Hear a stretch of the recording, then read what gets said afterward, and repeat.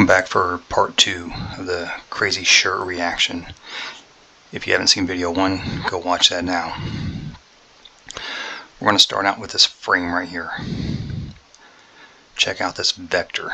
We have a clear, what I'm seeing is a clear vector from an air blast coming this way with a clear dimple on his neck. We also have an indication of air blowing his hair up this direction.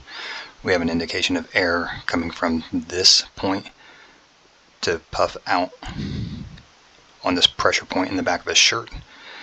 And then we also have a high pocket of air that built up within that, which also circulated out and blew up the back of his hair. That's how that can be explained.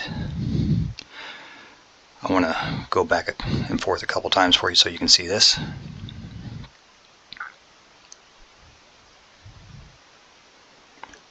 Shirt pops out, hair puffs up, neckline puffs up, dimple in neck.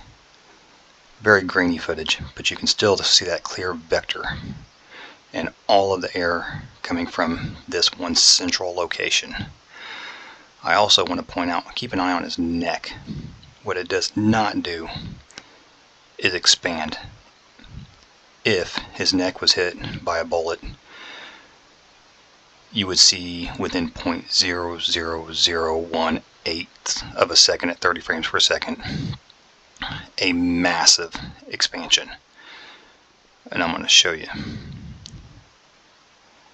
Here's some ballistics gel. Here's the expansion from a bullet entry from the right hand side at 0.3 seconds, 5 inches in, which is about the depth of an average man's neck of about 13 to 14 inches. And that 5 seconds in, 19 inches is where the bullet's resting at.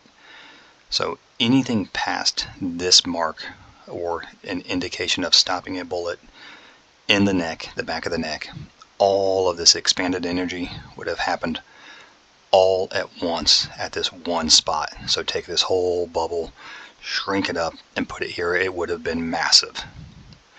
So when I go back here and I show you this shirt poofs out, not from a bullet traveling with a gust of wind. That doesn't happen.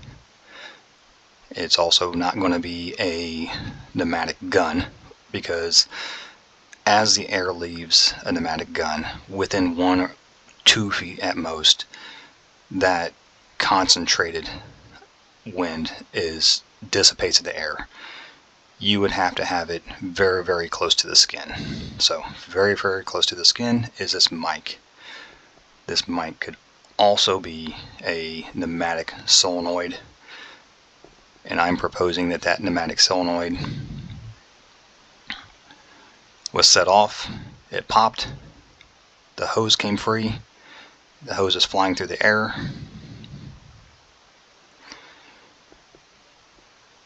To support this, here's a high-def image, this first left-hand image.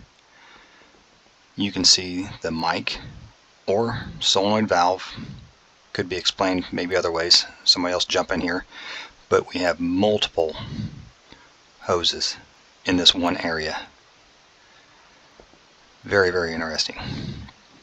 So here's my explanation with arrows.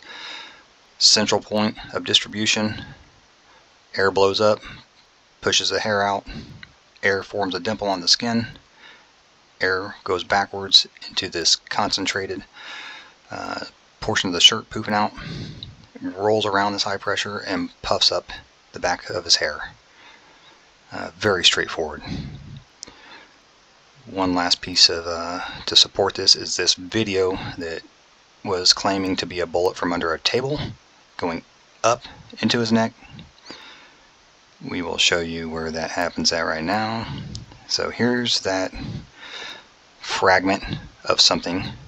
Unfortunately, his shirt is just going up. If you see my video 1, the shirt is starting to fly in front of that wound on his face. So this is not blood. It is fragmentation of something up here coming this way. This is one piece.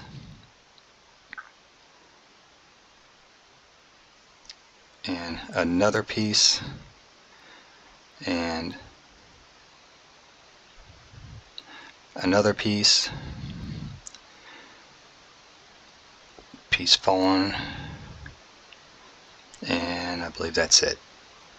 So we have what I'm going to call is an event on the very close, within 6 inches to 1 foot of Charlie's right hand side, a pneumatic event, an air event of high pressure. It appears it had to come from that mic or what could be a solenoid valve under his shirt, and a malfunction, a hose discharge, which flies behind him. And this is the current update to that. I'll let you know when I have more. Thank you.